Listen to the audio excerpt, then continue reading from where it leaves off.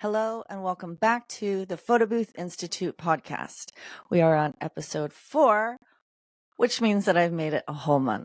Even though today's episode is a day late, I do apologize. We made it.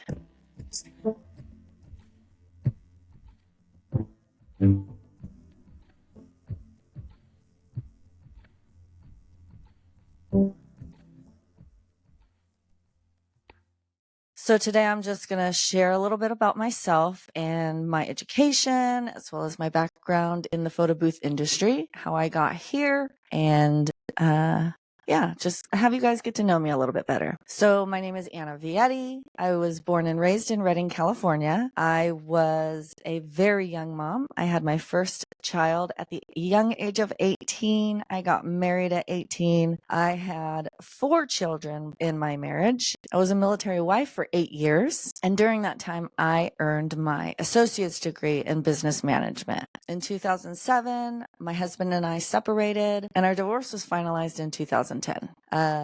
I was left in financial ruin from my divorce, so I spent a lot of time over the next few years trying to land a job and take care of my kids and heal from pretty traumatic marriage. So it took me a while to get on my feet, but I'm grateful to my photo booth business, which I started in 2012. On May 12th, I went to my cousin's wedding down here in the Bay Area in the wine country, which is where I live now.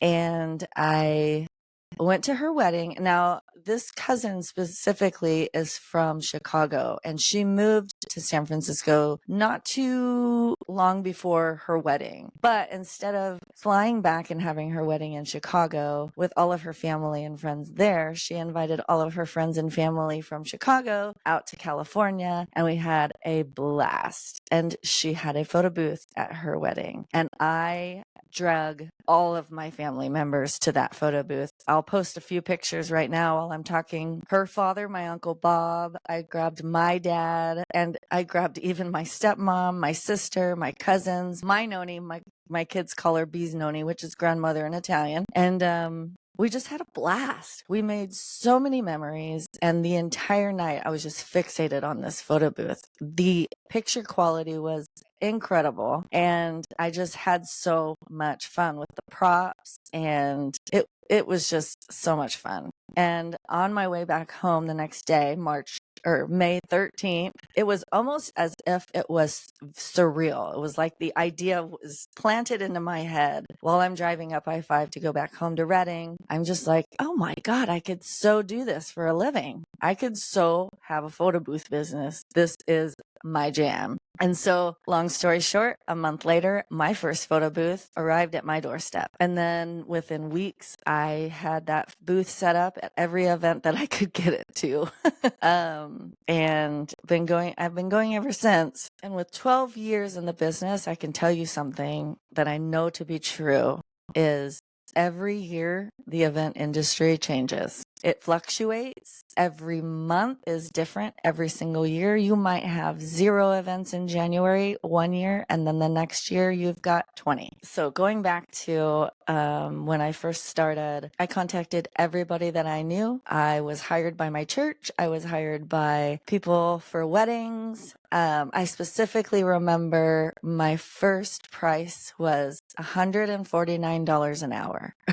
And that was a lot for people back then, especially because they didn't know what the photo booth was. Now, Redding is kind of a city. No, it's like a small city. It's like 150,000 people in the whole county, adults 18 and over. But it's a town that's about 2.5-hour drive north of Sacramento, and that's the biggest city closest to Redding. So Redding tends to be behind the times a little bit, so they don't really have access to a lot like we do here in the Bay Area. So moving forward, I hustled for the next 2 years, and I remember raising my prices. I started in May 2012. and I raised my prices the next year. Like I worked for 6 months and was like, I'm going up to $199 an hour. And I started landing gigs and people were paying $199 an hour. And then the next year I went up to $250, and so on and so forth. So the photo booth that I started out with was called an open air photobooth.com photo booth. And I'm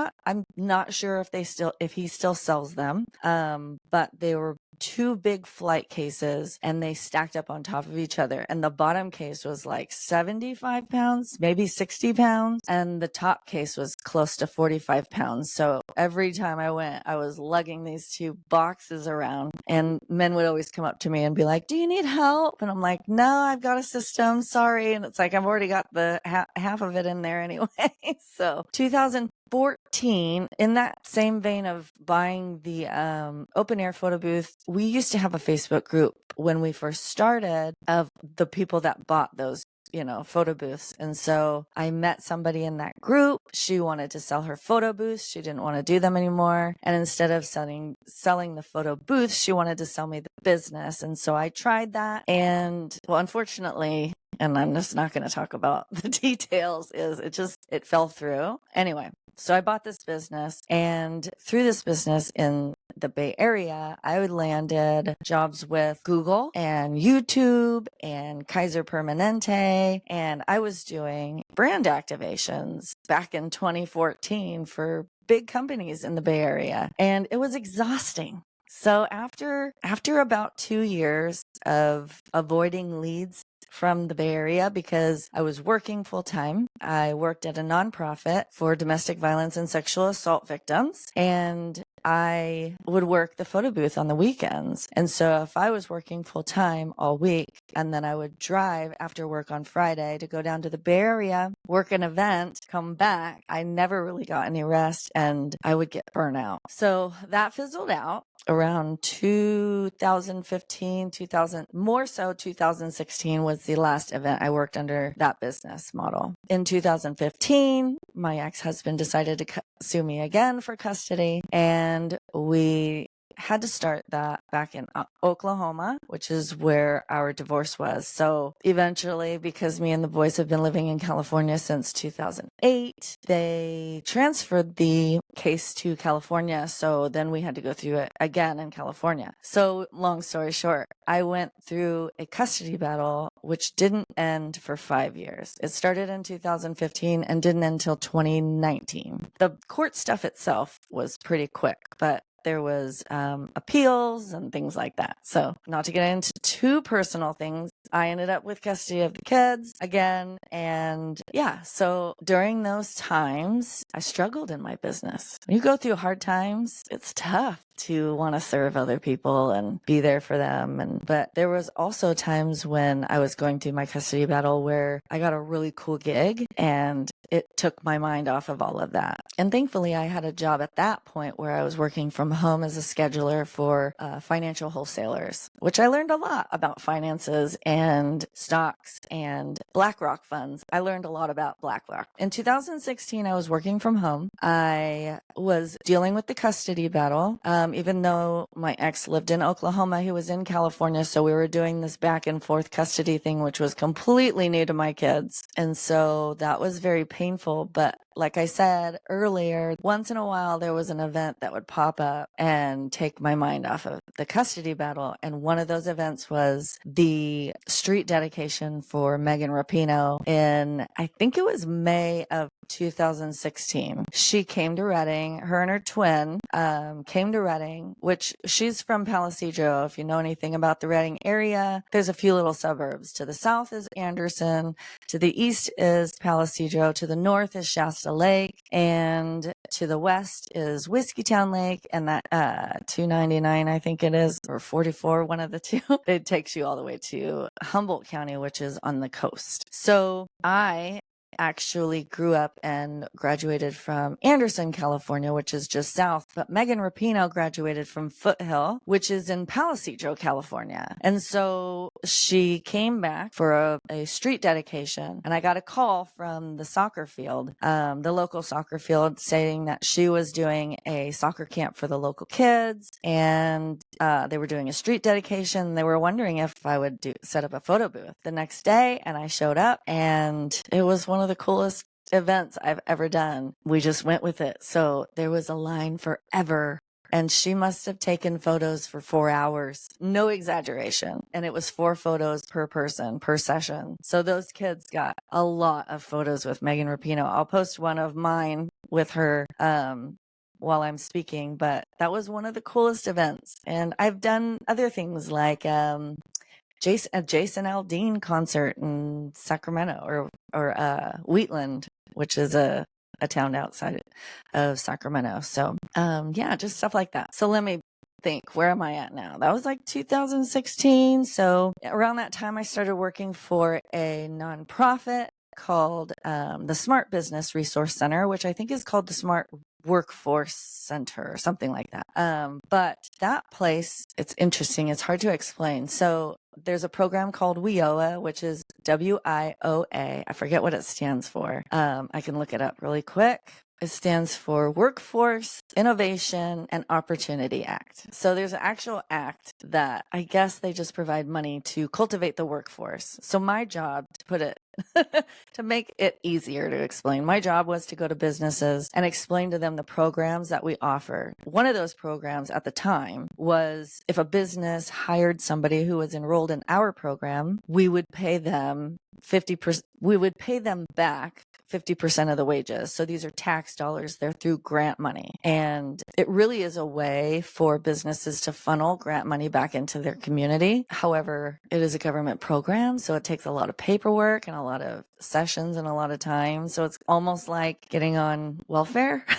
But hopefully they fix that program, because it's a really awesome program. And that was my job. I went, I guess they call it cold calling, but I just walked into people's businesses and I talked to them. I actually developed a process to help me, because there was not a structured process there. And so I developed a process where I would come into work, I'd look who was hiring, I'd send out an email to everybody who was hiring, and then I would grab my stuff, grab my folders and my marketing material, and I'd head out the door, and I'd stop by all of these businesses and follow up. Many times I'd follow up with a phone call first, but then, we had full reign to go and knock on these businesses' doors and talk to these owners and business managers. And I learned so much. I learned so much about business owners. And I can't even tell you what I learned. I learned about mindset. I learned about creative marketing. I gained confidence just by being able to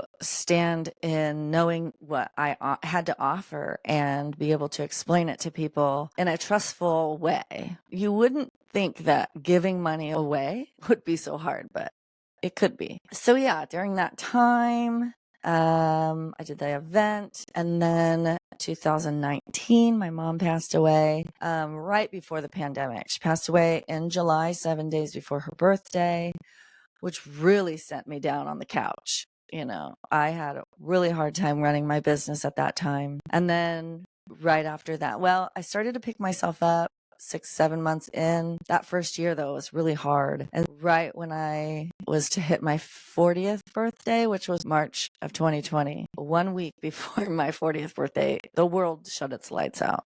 So I think I had like 7 events that were in the process of being booked, which all got canceled. So I took the time after that to finish my degree. My major was psychology at the time, and I knew I had like 21 credits left to finish my degree.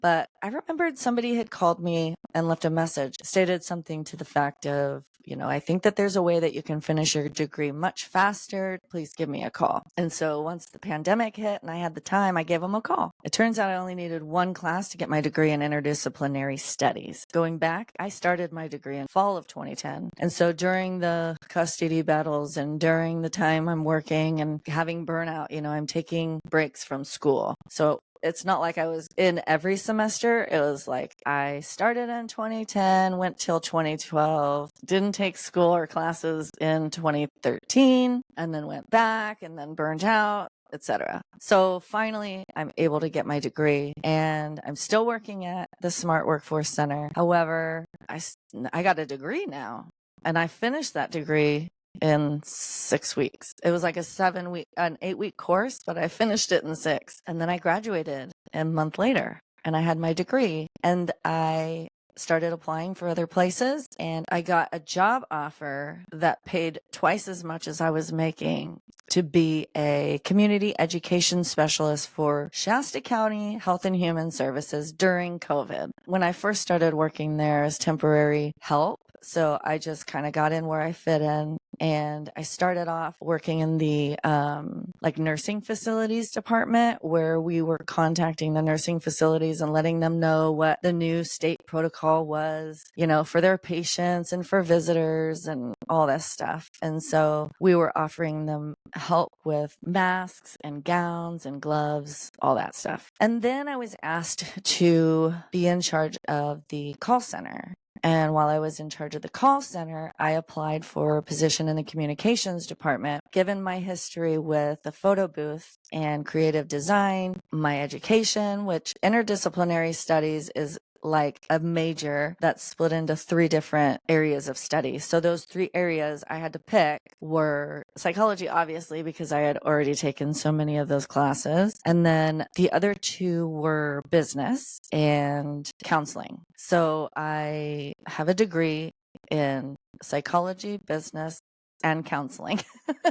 It's kind of a mixture. So I'm working in the Health and Human Services Communications Department, and I also still own my business, but I can't work it. And during that time, the county opened up a $5,000 grant through the COVID fund that they were getting. And I was able to apply for that grant. I was accepted to receive that grant, and I also was given a couple of more grants. I got one from the state of California, and I got another one from a local native tribe that really gave back to the community. And with that money, I bought podcast equipment, this microphone, the camera that you get to see me through, and I bought a recorder and all kinds of stuff. And so I decided to start a podcast during the pandemic, and it didn't go so well, but I learned a lot. I learned how to edit, and I learned how podcasts work and all that stuff. But I just wasn't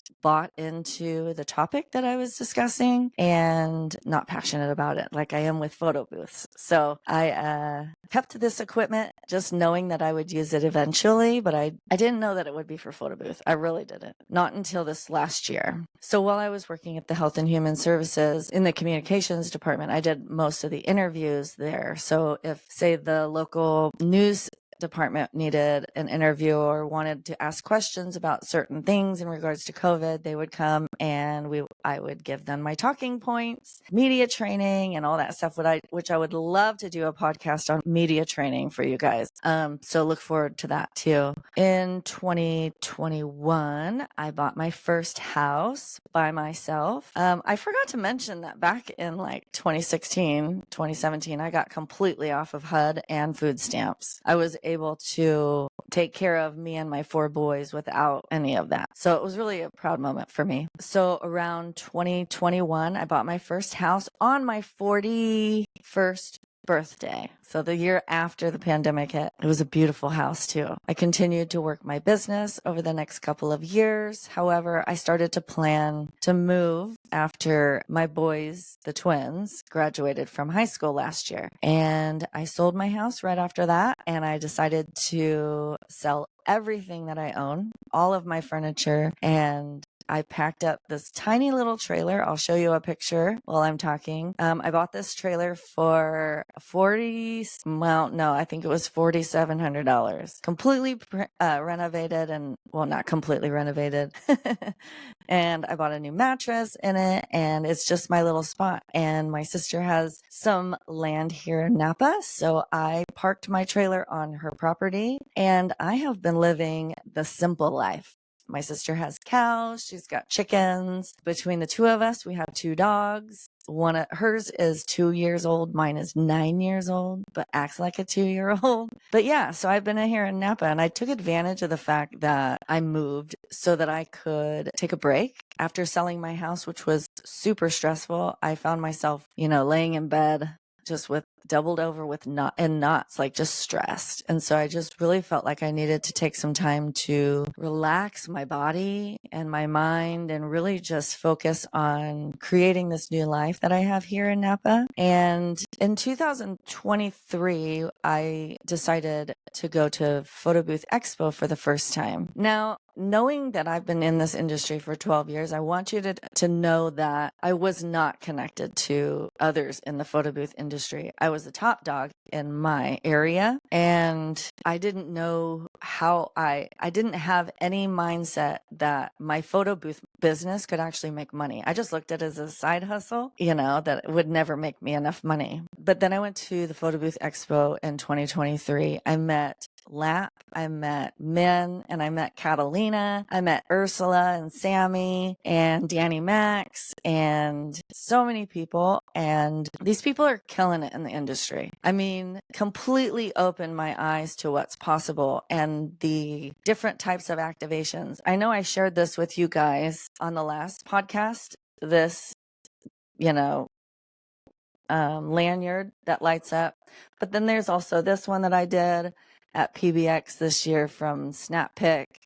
These kinds of activations we can really make money off of because you're just splashing brands all over the place. Putting VIP on there just makes it high value. And let me tell you, I wore this around PBX this year and people just grabbed it off of me. They just grabbed it and was like, "What's this?" And that's when I knew it was something special.